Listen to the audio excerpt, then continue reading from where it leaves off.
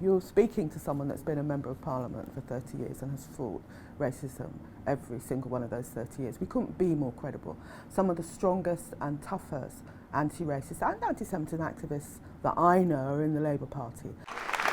Shadow Home Secretary and a regular target of vile abuse online, today Diane Abbott launched the Labour Party's Race and Faith manifesto.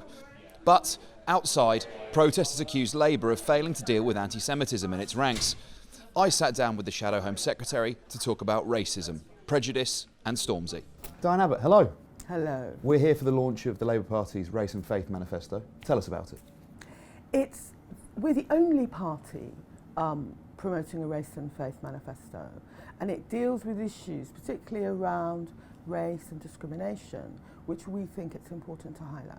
Do you think it's policy positions like that, taking a step like this, that's compelled people like Stormzy to endorse the Labour Party? I think that Stormzy's endorsement is very important, and it points to the fact that a whole generation of young people, first of all, are registering in unprecedented numbers, and I believe intend to vote for Labour in unprecedented numbers. He issued the call on Instagram yesterday for people to register to vote. Do you think this election for young people is the most important election they could have had the opportunity to vote in? I think this is a really important election for young people. First of all, there's the issue of climate and fighting climate change, which is important to young people and which the Labour Party has a very strong offer on. But it's also about their future, it's also about being able to find affordable housing, it's also about rebuilding the NHS. There couldn't be a more important election if you're a young person. Obviously, as well, I think Stormzy perhaps might have the best political messaging cut through of any of the political parties in the country. His #1 hit, Bossy Bop, and the words that he had in that about the government, about Boris Johnson. Do you agree with the sentiment that he shared in that song? Well, I don't know about the actual wording, I'm not Stormzy, but Stormzy's right to criticise the government, and he's right to encourage young people to register to vote and then vote. Do you think the Labour Party is credible on the issue of race, discrimination and prejudice? You're speaking to someone that's been a Member of Parliament for 30 years and has fought racism every single one of those 30 years. We couldn't be more credible. Some of the strongest and toughest anti-racist and anti-Semitism activists that I know are in the Labour Party, led by Jeremy himself. So no, there's no question that people like myself and many thousands of other activists, millions of other activists actually, haven't fought very hard against racism, Islamophobia and anti-Semitism down the years. You know the reason why I'm asking you is because of the Chief Rabbi's comments today. He said, quote, an overwhelming majority of Jews feel a grip of anxiety about the prospect of a Jeremy Corbyn government. What's your response to him? My response to him is, we are in Tottenham, historically a strongly Jewish area. I represent Hackney next door, again historically a strongly Jewish area, and I've not found people anxious and frightened. People have questions and I answer them, but I haven't found people saying they're going to leave the country on December the 12th. You have the largest community of Haredi Hasidic Jews in Europe, Stamford Hill, Clapton. What do they ask you when you're out on the doorstep and you speak to them, and what do you say to them? Oh, well, they're asking me, what will the Labour Party do for them, and I talk about how we fought the 2-child restriction on universal credit. It used to be you couldn't get universal credit if you had, more than 2 children. You didn't get more to reflect that number of children. So I talk about some of the way the benefit system has worked against them because of the rules about the number of children you were allowed to claim for. I talk about how our housing proposals are really going to help them. Housing and overcrowding is a big issue in London and in my part of London. And I talk about how Jeremy's always stood up for minorities, and I understand that. Mentioned on the stage there was the Labour Party's history in campaigning against racism. How do you think the Labour Party stacks up against the Tory Party when it comes to the issue of race and discrimination? I think the statistics show us that it's parties on the right, it's the rightward fringe of politics, which is more likely to be anti-Semitic. And I'm afraid, the stats don't lie. So, the Chief Rabbi's comments about the Labour Party, Boris Johnson has a long track record of making racist remarks. There's also the problem of Islamophobia in the Conservative Party. If a voter wants to vote against racism as an anti-racist, Who should they vote for? They in this should general vote election? for the Labour Party. That has always been the right choice for the 30 years that I've been a Member of Parliament, and it will be the right choice on December the 12th. Mm-hmm. I'd like to talk, if we could, for a moment about the film Blue Story that's been banned from some cinemas. First of all, do you think the film should be banned from those cinemas? I've not seen the film.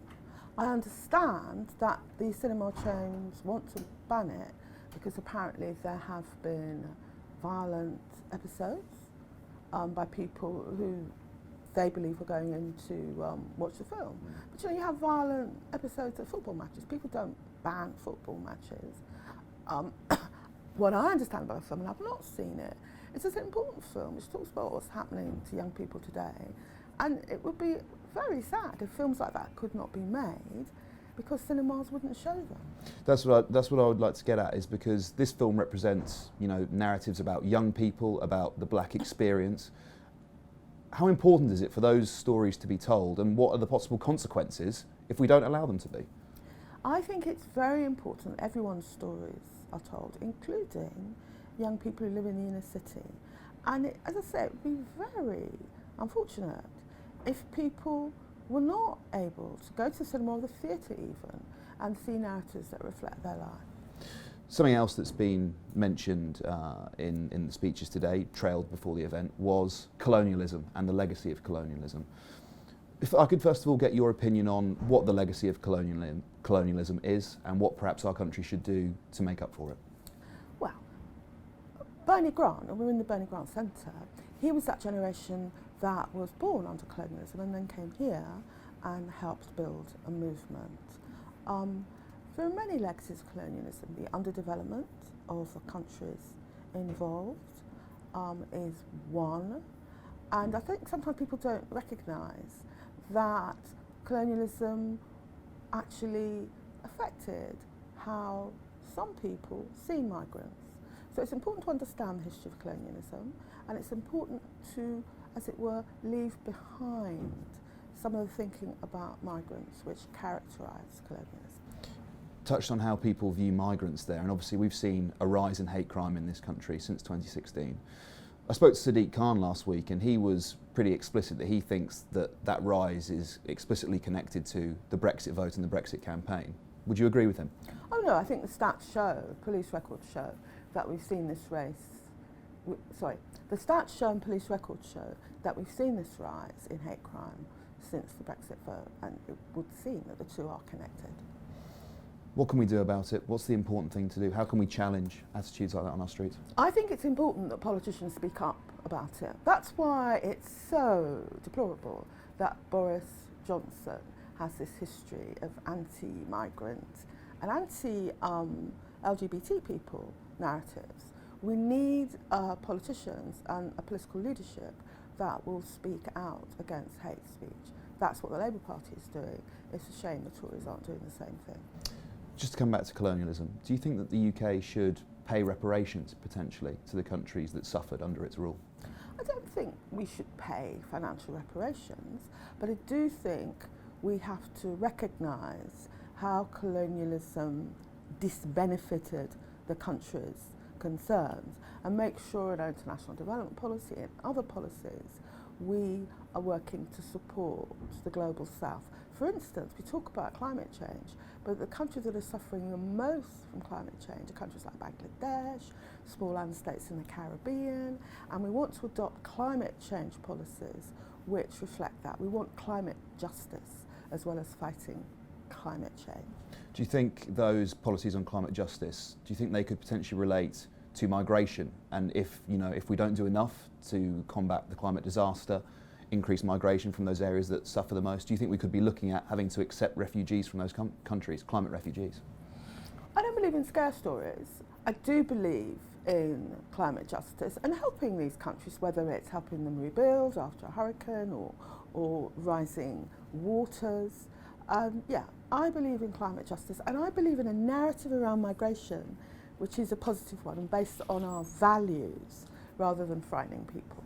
Tell us that narrative then about migrants that's a positive one. Well, first of all, we want a fairer immigration system. The current immigration system, which I have a lot to do with because I do with so many problems for my constituents. It's very inefficient. It's also very expensive.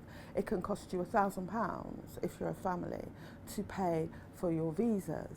And we also want to focus on families. So you shouldn't have to pay all that money to get your children their visas. You shouldn't have to meet a salary threshold to bring in your partner. You should be, we should support family values and allow people to bring in their partner in a sensible way, not charging them.